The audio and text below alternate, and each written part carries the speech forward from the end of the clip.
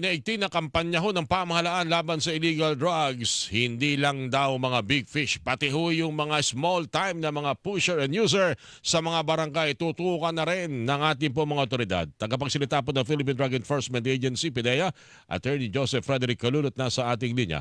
Attorney Calulot, good morning po sa inyo, sir. Si Orly Tinidad po ito sa DCWB, Attorney. Magandang umaga po, Orly. Magandang umaga din po sa mga nakikinig sa ating palatuntunan. Ang pagkakaalam ko, hindi naman natin nilubayan yung pagtukoy doon sa mga small time o yung mga user sa mga barangay. Hindi lang ho tayo nakafocus ng mga nakarang panahon sa mga malalaking parang drug syndicate. Pero bakit kaya yun ang naging punto marahil ng mensahe sa anti-drug operation sa bansa ng Pangulong Bongbong Marcos, Attorney Calulot? Orly, there is wisdom behind the pronouncements naman on ng ating Pangulo. Opo. So, gaya nga nabanggit niya na kailangan tutukan din po yung mga small-time drug peddlers. Susundin naman po yan ng PDEA. Kasama ko natin yan ng ibang law enforcement agencies. Ang common notion kasi, nagbalikan kasi sa mga barangay, yung mga dating mga siga rito na harap-harapan kung magbenta ng ng shabu sa mga, minsan nasa harapan ng mga barangay hall pa eh. May basihan po ba yung ganung pahayag, Attorney Calulot? Siguro po nakita ko kasi niya na with regard to the volume, yung sa value ng mga nakukumpiskawa natin, medyo malaki kumpara sa nakarang administrasyon. Ayun.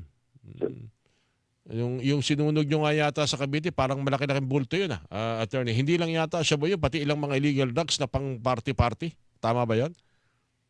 Opo, Orly, mixed number of dangerous drugs yung sinira po natin sa Cavite, although the bulk of the destroyed dangerous drugs, shabu.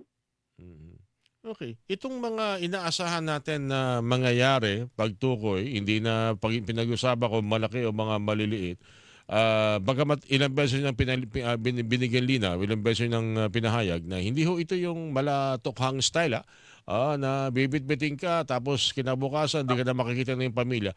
Hindi ho ito ganoon. Paano ho kaya ang ini-expect lalo't na may mga recidivist, yung mga hinuli paglabas ng kulungan, nakapagpiyansa, balik sa pagbebenta, paano kayo magiging dapat na maging treatment dito ng gobyerno, Attorney Calulot? Yung sa nabanggit po ninyo, Orly, na may mga recidivist, matagal na natin na-obserban yan kahit nung nakarang administrasyon din po.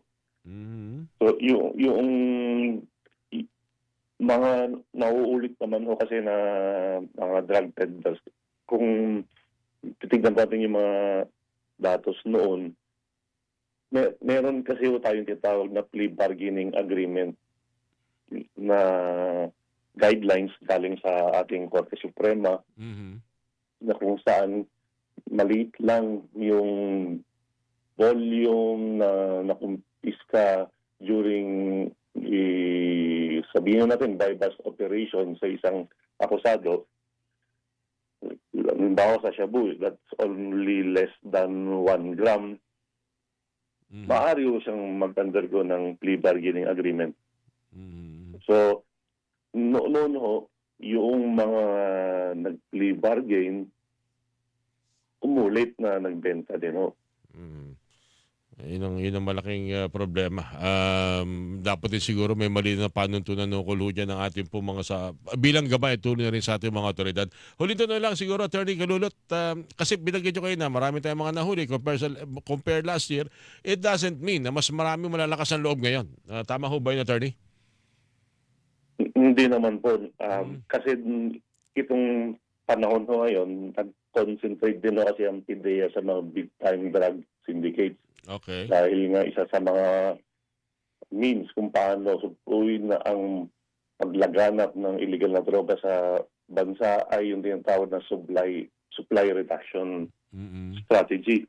Kaya tinutukan natin through concerted efforts with other law enforcement agencies at saka yung pinaigting natin ng ating intelligence operations, malalaki ho yung mga confiscations po natin. Okay. Itong mga nakalipas na araw, makaraan ng pahaig ng Pangulo. Nagkaroon na ba ng sunod-sunod na pag-aresto maging doon sa tinuturing na mga matitigas na ulo na mga adik ng mga barangay, Attorney Kalulot? Meron naman, no? Meron.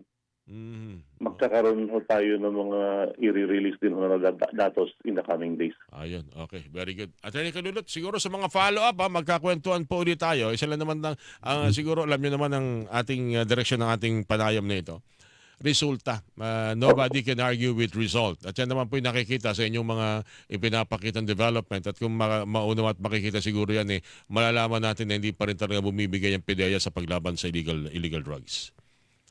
Opo, Ka-Orly. Maraming salamat sa suporta ho ninyo.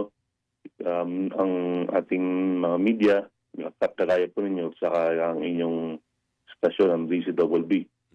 Marami Dahil sa inyo, tuloy-tuloy po tayong gawa ng magandang trabaho. Maraming salamat po. Although naging punto ng biruan yung survey ng PDEA. Kasi siyempre, pag sinorvey nga naman ng PDEA, hindi ka adik. Kaya ito yung akala nila, doon bumaba ang bilang ng mga... Anyway, may mga basis naman po yung survey na pinilabas ng PDEA na yun. Ito, Attorney Kalulot. Opo, yung survey na yan, ginawa po ng Dangerous Drugs Board. Gaya nabanggit ni Secretary Valenzuela, evidence-based po naman po yung survey na kinanda. Oo, sige po. Attorney Kalulot, maraming salamat sa ulitin, sir. Ingat po kayo palagi. Thank you po. Maraming salamat po, Carly. Mabuhay po kayo. Spokesperson po ng PDEA, Attorney Joseph Frederick Kalulot, ang inyo pong napakinggan. Pera Manong Balita. Ito na yung natin. Hilingan, walang pinoprotektahan.